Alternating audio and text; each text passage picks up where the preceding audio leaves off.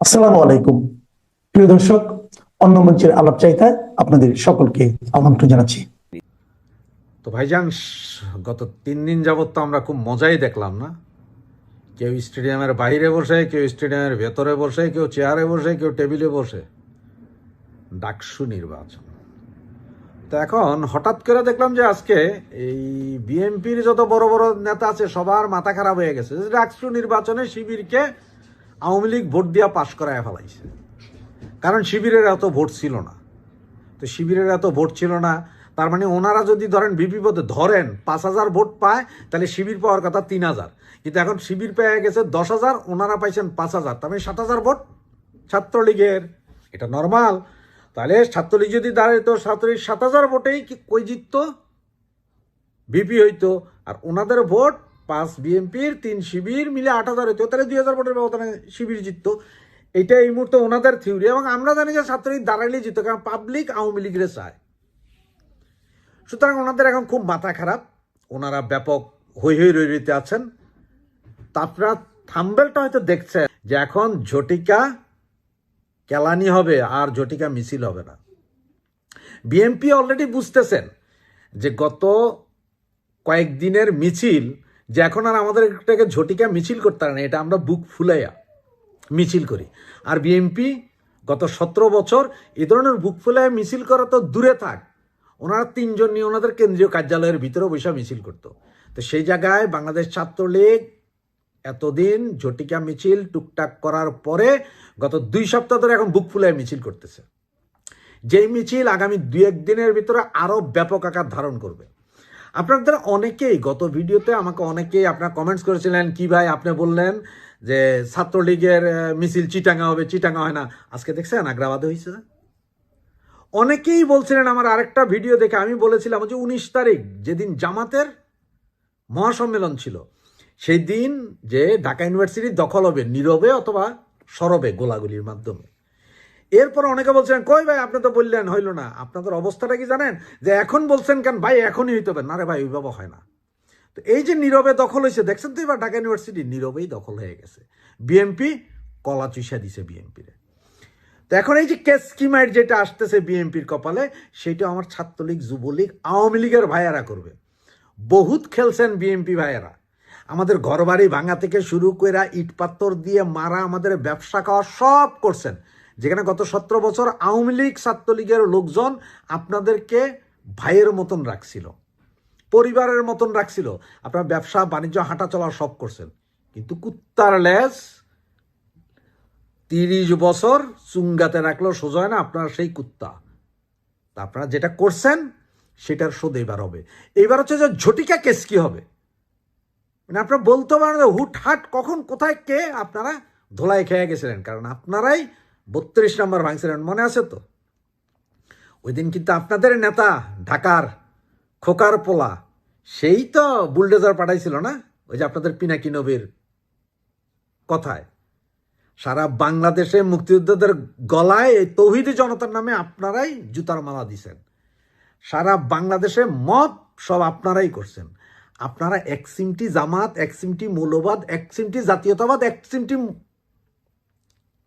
মুক্তিযুদ্ধ নিয়ে একটা ভজকট দল আপনারা মনে করছেন যে আপনারা সব দিকেই আছেন। যখন যেখানে দরকার, যখন দরকার তখন আমরা মুক্তিযুদ্ধের দল, আমরা শহীদ জিয়ার দল। শহীদ জিয়া ঘোষণা দিয়েছিলেন ড্রামের উপরে দাঁড়িয়ে স্বাধীন হয়ে গেছে দেশ, আপনারা সেই দল। তা আপনাদের বোঝার দরকার যে আপনারা শেষ, আপনারা শেষ। আওয়ামী লীগরা আপনারা নিশ্চিহ্ন করতে হইব না। এই যে পুরো ব্যান করার পরও আওয়ামী লীগ বুক ফুলে মিছিল করতেছে, আপনারা বুঝতে পারতেছেন? তো কেসকি মায়ের যে কেমন খাবেন সেটা এবার বুঝা দেখেন। আগামী 15 দিনের ভিতরে জায়গায় জায়গায় কেসকি মায়ের খাবেন, এটা আপনারা লেখা রাখতে পারেন। যারা আমার ভিডিও শুনেন তারাও লেখা রাখতে পারেন। মায়ের শুরু ওনাদের কপালে। আর এই যে কথা বলছি আমি, এটার পরে আপনাদের একটা ভিডিও দিব, কোন সেনাবাহিনীর লোকগুলা শেখ হাসিনা, শেখ মুজিবের 5ই আগস্টের ছবি ফালাই দিয়া পাড়াইয়া নাচছিল। ছবিগুলা দেখে রাখেন, সবার মনে গাইতে রাখেন, সবাই ভিডিওগুলোকে নিজের কাছে রাখেন। এগুলো কেসকি মায়ের খাওয়ার সময় আসছে। জয় বাংলা, জয়। এই সব ঘটনাগুলো মিলিয়ে আপনার অবস্থা এমন পর্যায়ে পড়ছে যে ইউনূস প্রশাসনের উপর একটা চাপ পড়েছে। সেই চাপে এখন ইউনূস সাহেব 5টা দাবি জানিয়েছেন। যে উনি পদত্যাগ করে তত্ত্বাবধায়ক সরকারের হাতে ক্ষমতা হস্তান্তর করে উনি চলে যাবেন। তবে তার 5টা শর্ত। শর্ত নাম্বার 1, ওনার বিরুদ্ধে কোনো মামলা করা যাবে না। শর্ত 2, অতীতের ওনার যত মামলা ছিল যেগুলো এখন খালাস দিয়েছে বিভিন্ন কোর্ট থেকে, সেগুলো পুনরুজ্জীবিত করা যাবে না। নাম্বার 3, ওনার যত প্রতিষ্ঠান আছে, এই যে গ্রামীণ ব্যাংক, গ্রামীণ টেলিকম, গ্রামীণ হাসপাতাল, গ্রামীণ ইউনিভার্সিটি, এবং উনি যেই এখন ওই মানব পাচারের যে লাইসেন্সটা নিয়েছেন এবং বাকি ব্যবসা, কোনো কিছুর কোনো ক্ষতি সাধন করা যাবে না। এগুলো সব যেটা যেভাবে আছে ওভাবেই থাকবে। এইটার ব্যাপারে কেউ কোনো নাক গলাতে পারবেন না, মানে ব্যবসা বাণিজ্য ওনার চলতে হবে।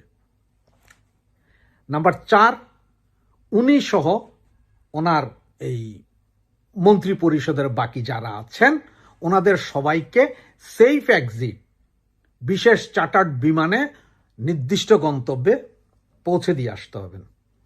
এবং নাম্বার 5, জুলাই আগস্টের যে ঘটনা বা যা কিছু ঘটেছে, যা কিছু হয়েছে, এগুলো কোনো কিছুতেই উনি, ওনার পরিবার, ওনাদের যেই মন্ত্রী পরিষদ এই মুহূর্তে আছেন, উপদেষ্টা পরিষদ, তাদের পরিবার পোষ্য কাউকে কোনো বিষয়ে জড়ানো যাবে না। এই 5টি শর্ত মেনে নেওয়ার জন্য বিশেষভাবে অনুরোধ করেছেন আমাদের সেনাপ্রধানের কাছে, এবং সেনাপ্রধানকে অনুরোধ করেছেন এই খবরটা যাতে রাষ্ট্রপতির কাছে পৌঁছে দেওয়া হয়। যদি এগুলো সব ঠিকঠাক হয় এবং এগুলো মেনে নেয়, তাহলে উনি এই সেফ এক্সিট নিয়ে বাংলাদেশ থেকে চলে যাবেন। এবং ওনার চলে যাওয়ার মূল কারণ নির্ঘাত আপনাদের বুঝাতে পেরেছি, যে ওই আমেরিকান সেই সোলজার, বিশেষ বাহিনীর সেই সোলজার মৃত্যুটা আপনার আমেরিকা এবং ইউরোপিয়ান ইউনিয়ন মনে করছে যে ওনার ইশারাতেই কেউ হয়তো গিয়ে হোটেলের ভেতরেই মেরে এসেছিল। কারণ যদি ওই লোক যদি স্বাভাবিক মৃত্যু হতো বা উনি যদি স্বাভাবিকভাবে মৃত্যু হতো, তাহলে ওটা পোস্টমর্টেম করতো, বা দরজা লাগানোর পর দরজার উপরে ছিটকিনি লাগায় দেওয়া হইতো যাতে অন্য কেউ ঢুকতে না পারে, বা ভেতরে লক ছিল সেটা না করে এটা কার্ডে খোলা যায়। ওয়েস্টিন হোটেলে সব কার্ড ব্যবহার করে, মাস্টার কার্ড দিয়ে খোলা যায়, খুলেই দরজার ভেতরে পেয়েছেন। একজন লোক আগের দিন রাতে গেলে তো সেটা বন্ধ থাকবে, কিন্তু উনি হোটেলে ছিলেন সেই রাত থেকে পরদিন দুপুর পর্যন্ত উনি কোনো খাওয়ার দাওয়ার কোনো কিছুই অর্ডার করেন নাই, হোটেল থেকে এক ফোঁটাও বের হন নাই, কিছু নাই। এবং সিসিটিভির যত ফুটেজ আছে কোনো ফুটেজেই কিছু নাই। এই হচ্ছে যে মূল কাহিনী। তবে শর্ত ওই 5টাই দিয়েছেন ইউনূস সাহেব, যে 5টা মেনে নিলেই উনি যে কোনো মুহূর্তে তত্ত্বাবধায়ক সরকারের হাতে ক্ষমতা দিয়ে চলে যাওয়ার জন্য উনি রাজি হয়েছেন। আর আপনারা সারা দেশে এই মুহূর্তে দেখতে পাচ্ছেন কিভাবে সেনাবাহিনীও বিভিন্ন জায়গায় মারামারিতে আছে।